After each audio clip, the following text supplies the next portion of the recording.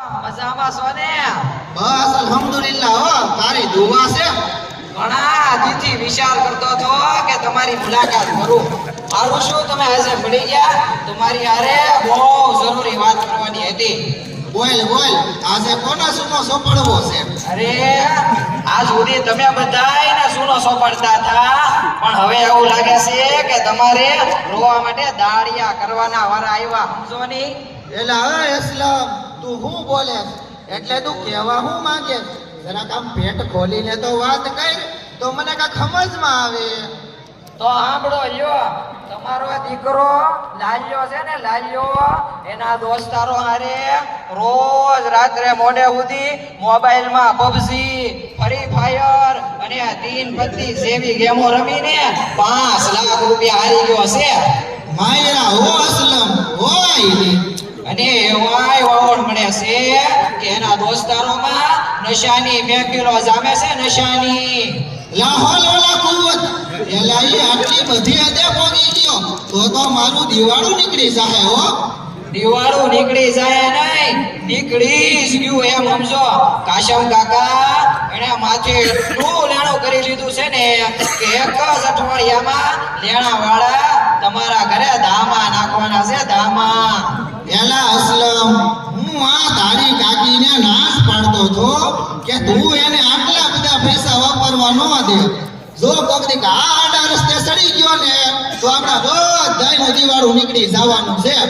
પણ તારી કાકી એવી સાડી બુદ્ધિની છે ને એ માનવી જોઈને મારી હારી આ જેની ભીખ હતી ને ઈ જ થઈને ઊભું રહ્યું. હવે આમાં તું જ મારી મદદ કરીને મારા બાપ, મારે કરવું હું?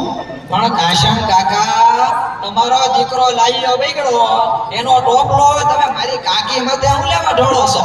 એલા અસલમ, તું આ તારી ફેમિલી કાકીને ઓળખતો નથી. વળી ગઈ કાલની વાત છે, મને કહે કે આપણો લાલિયો આખી રાત બહાર રખડે છે અને આખો દી ઊંઘા કરે છે. મને લાગે છે કે કોકની ઝપટમાં આવી ગયેલો છે, એટલે મારે તો કોઈ મારા બાપુને દેખાડી એનો ઈલાજ કરાવવો જ જોઈએ. એ કાશમ કાકા, આમાં બાપુને દેખાડવાની વાત જ ક્યાં આવી? પણ તારી આ ફેમિલી કાકી હરેક પદુડી સમજવી જોઈએ ને. હવે કાલે કોઈ બાપુ મળ્યા અને કીધું કે તમે 2 કાળા મરઘા લઈને રાખજો, તમારા લાલિયાનો ઈલાજ કરવાનો છે. તો એ વળી આજે ગામડા મરઘા લેવા ગઈ. હવે આમાં ભાઈનું એવું કે રિક્ષામાં મરઘા લઈને આવતી હતી ને તેમાંથી એક મરઘો ઉડી ગયો. હજી માંડ મારી મરઘાને પકડીને લાવીને તા એમાં બીજો મરઘો ઉડી ગયો. પાછી મને ફોન કરીને કહે કે હવે આ મરઘા સાયલા નથી રહેતા, હો ઉડી જાય છે. મેં કીધું તું મરઘાને ગોત અને હું આપણા લાલિયાને ગોતવા જાઉં છું. અને જો બાપુ આપણા ઘરે ઈલાજ કરવા આવ્યા ને તો એ આપણને બધાયને ગોતશે. મારી હારિયા તારી કાકી અને લાલિયાએ તો ધી લીધા. હો કાશમ કાકા, આ બધી ફેમિલી વાતોને મૂકો. હવે આપણે લાલિયાને આપણા ગામના મોલાના સાહેબની મુલાકાત કરાવીએ. ઇન્શાઅલ્લાહ એમની દીની વાતો સાંભળીને એની જિંદગીમાં ફેરફાર આવશે. હાલે ને મારા બાપ, એના જેવું તો એકય નહીં. તો જો આપણા મોલાના સાહેબ પણ આવી ગયા. अस्सलामु अलैकुम व रहमतुल्लाहि व बरकातुह. વાલેકુમ સલામ. મોલાના સાહેબ, શું વાત છે કાસમ કાકા અને અસલમભાઈ, બહુ ટેન્શનમાં દેખાવ છો? આ જોવાની મોલાના આખો દી મારા લાલિયાની બળતરા. એલા અસલમ, તું જ મોલાના લાલિયા વિશે કહી દે ને. મોલાના સાહેબ, તમને તો ખબર જ છે કે આજકાલના જવાનિયાઓ કેટલા આઝાદ થતા જાય છે, કોઈના કહેવામાં નથી. દિવસે ને દિવસે બગડતા જાય છે.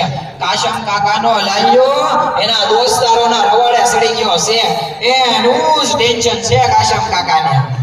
અરે કાસમ કાકા, ક્યાં છે તમારો લાલ્યો? બોલાવો એને. આ આવ્યો જોવાની મોલાના. આ તો આપણા ભાઈ હારા કે આ જા વેલા આવી ગયો, બાકી આ તો કોઈ તો યાદમાં ન આવે. એટલે હવે આમ સીધો ઉભો રે કા મોલાનાને સલામ બલામ કર. સલામ અલૈકુમ મોલાના સાહેબ. વ અલૈકુમ અસ્સલામ વ રહમતુલ્લાહિ વ બરકાતુહ. બેટા લાલા, હમણાં ક્યાંથી આવ્યા? દોસ્તારોના હારે અમદાવાદ ફરવા ગયો છો. એટલે હું તો મને એમ કહેતો હતો ને કે હું દોસ્તાર હારે બોર તળાવમાં બેઠો છું. હા કાશમ કાકા, તમે શાંતિ રાખો. હવે લાલિયાને મોલાનાને હોપી જો. એલા મોલાના સાહેબ તમે જાણે કે સમજાવો નહીં. બેટા લાલા, તું તારા મા બાપને પૂછીને અમદાવાદ ફરવા ગયો તો? નહીં હો મોલાના સાહેબ, એવા પૂછવાનું ક્યાં આવ્યું? જો લાલા, મારી વાત ધ્યાનથી સાંભળ. અલ્લાહ તાલા કલામે પાકમાં ફરમાવે છે, વक़ઝા રબ્બુકા અલ્લા તઅબુદુ ઇલ્લા ઇય્યાહુ વબિલ વાલિદૈનિ ઇહસાના ઇમ્મા યબલુગન્ના ઇન્દકલ કિબરા અહદુહુમા અવ કિલાહુમા فلا تقل لهما اف ولا تنهرهما وقل لهما قولا كريما. કે અલ્લાહ તાલાની ઇબાદતમાં કોઈને શરીક ન કરો અને મા બાપની સાથે સારો વ્યવહાર કરો, એમની બેઅદબી ન કરો, એમની સામે જોરથી ન બોલો. અને આપણા નબી પાક સલ્લલ્લાહુ અલૈહિ વસલ્લમ ફરમાવે છે કે મા બાપ રાજી તો અલ્લાહ તાલા પણ રાજી, અને મા બાપ નારાજ તો અલ્લાહ તાલા પણ નારાજ થાય છે. એટલા માટે બેટા, મા બાપની ખિદમત કરીને એમની સાથે જિંદગી ગુજારો તો ઇન્શાઅલ્લાહ દુનિયા અને આખિરત બંનેમાં કામયાબ થઈ જશો. મોલાના સાહેબ, હા હાસું કહું ને તો મારા દોસ્તારોના રવાળે સડી જતો અને મારા મા બાપ મારાથી કંટાળી ગયા હતા. પણ તમારી નુરાની વાતો સાંભળીને મારી તો આંખો ખુલ્લી ગઈ.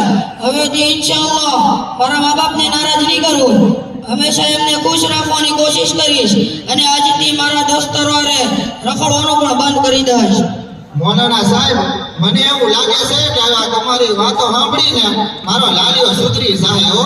અલ્લાહ તમારું ભલું કરે. મોલાના સાહેબ, તમારી હારે આ બીજા મોલાના અને બાળકો કોણ છે? આ અમારા ડુંગરના મોલાના હમઝા સાહેબ છે.